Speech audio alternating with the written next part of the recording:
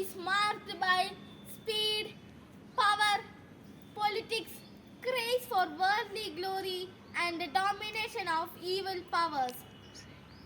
But here is a child of God, Saint Euphrasia, the chosen vessel of God, always seeking the face of God in humble prayer.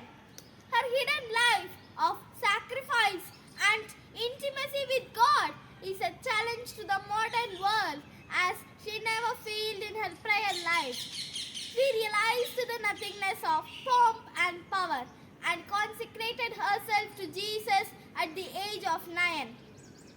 Relieved of external work and responsibilities because of her ailments, Mother Euphrasia's chief responsibility became the apostolate of prayer itself. Night and day, her life rotated round the axis of prayer.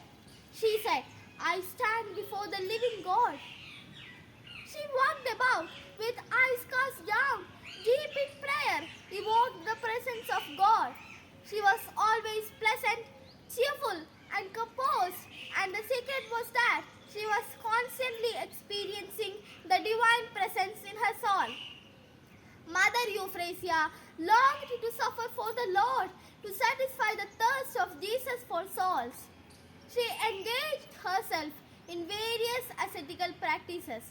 She would always be so absorbed in prayer that she wouldn't be knowing the hours passing. Her own words flow. "I am very fond of keeping silence and solitude, whatever work I may have. I have no difficulty to keep the presence of God."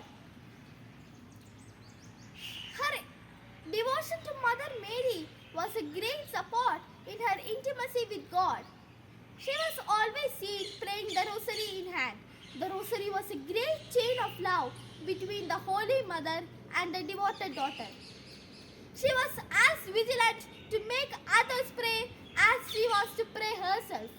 Mother Euphrasia was extremely humble. Her eyes could see the needs of others.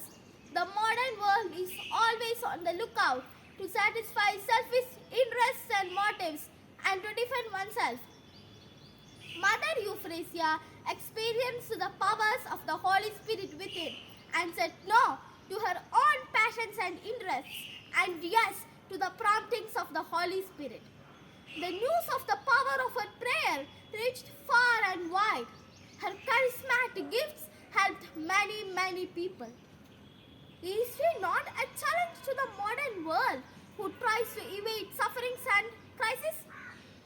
Since they don't find any meaning in it. On such painful occasions, they are not able to lift their eyes towards God who makes life meaningful and hopeful.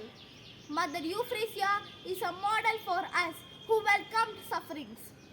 From Saint Euphrasia, we can imbibe the qualities of shield, compassion, courage, humility, hidden life spent for God and fellow beings. Thank you.